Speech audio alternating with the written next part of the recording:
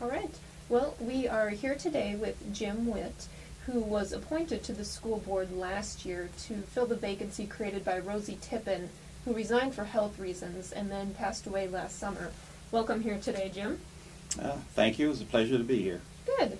Well, why don't you start out by telling us why you're running for the school board? Well, the reason that I'm running for the school board is, very simple to me. For 8 years I've been working with youth, primarily through my CFA Sports Association, and basically that's we focus on athletics and academics and trying to prepare our young men to compete in, school ball, basketball primarily, and to possibly go on to college if they have the talent to do that. But in any case, just to focus on realizing their full potential in whatever they did. Mm-hmm. And, while I was working with these young men, we had a number of at-risk kids that worked in our program that needed some academic help. And so, as a result of that, I got involved with helping these young men out and working with counselors and teachers and, assistant principals in the school system, and found out a lot about, working with these youth. And when the opportunity came up, I thought I'd put my name in a hat and see what developed. And I was selected. Good. Well, what do you think is the school board's biggest strength? Oh, I think that the school board has, it's a very, very good school system, for our youth that are headed off to college. They perform, the way we train them, they perform a lot better than, the state averages, national averages. So we do a very, very good job in that area in terms of educating, a segment of our youth. What do you think is the school district's biggest weakness? Right now, if you look at how we're performing, there's a certain segment of our youth that are underperforming, and if you look at the trends of how they performed over the last few years, we haven't made the progress that I think we should be making, and it's an area that continues to concern me, and an area that I think we need some focus on. A $120 million bond issue will be on the election ballot to construct a new high school and a new elementary school, to acquire technology, and to make building updates, including new gyms at Rockbridge and Hickman. How necessary do you think it is for voters to approve this? Oh, I think it's very necessary for us to focus on some new facilities. We're going to have another 1,000 kids estimated coming into our school system over the next few years. Our high schools, Rockbridge and Hickman, are crowded now. We need to go to the format of the 4-year high school. That's part of the plan that we've had established for a number of years. We also have a number of buildings within our community that are old, that need a lot of repair. So when you look at the bond issue, I think it's necessary in order for us to address the future needs of our youth in this community. Mm-hmm.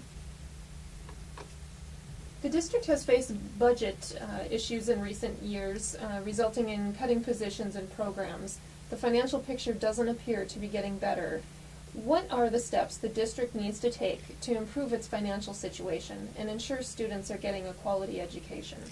Well, I think that we've spent a lot of time focusing in that area, and because of the financial situation with the state cutback on funds, with property values basically holding stagnant, we've been forced to make a number of cuts. Over the past 3 years, we've consistently tried to look at our budget and reduce in areas that are non-core areas, so that we can maintain the quality of our education, with our youth, but cut out the areas that we feel that we can make cuts in and still maintain our core educational qualities.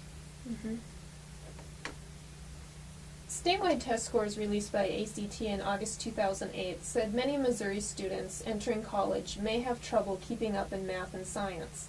Yet math and science have taken a bit of a hit in recent years as the district has cut math coaches and now the science specialist program. Is the district doing enough to prepare students for college? Well, that's always an area that we can focus on and do a little bit better. If we look at our ACT scores compared to state and national averages, we do pretty good.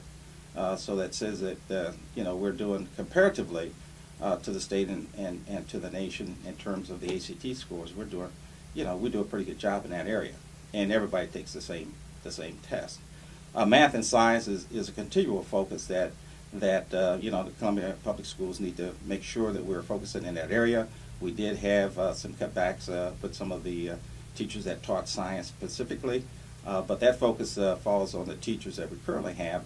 And what we're going to have to do is make sure that we prepare those teachers to give to do a quality job in teaching science. And math is the same way. We have to continually focus on making sure that we're making the right improvements in those areas. Mm-hmm. What improvements, if any, would you like to see to the curriculum to better prepare students? Oh, I think in all areas we have committees put together that focus on curriculum, and I think that they need to make sure that they're doing a quality job. That whatever committees are put together to evaluate the curriculum, that we make sure that we got a good representation of people that have the expertise in that area that can help us make decisions on what's the best route to go. So curriculum is always a focus that we need to make sure that we're paying particularly close attention to. Why should voters choose you? Voters should choose me because I feel that I walk the walk in terms of helping children out. I've been doing that for the past 8 years, so I'm dedicated to focusing in that area, and I believe that my participation in the school board will be the students first. Good. Well, is there anything you'd like to add? I have a 5-point plan that I'm running under, and I'd just like to tell you what that is. Number one, my focus is to help increase the overall student achievement, and particularly in terms of helping to eliminate some of the achievement gaps that we have within our school system.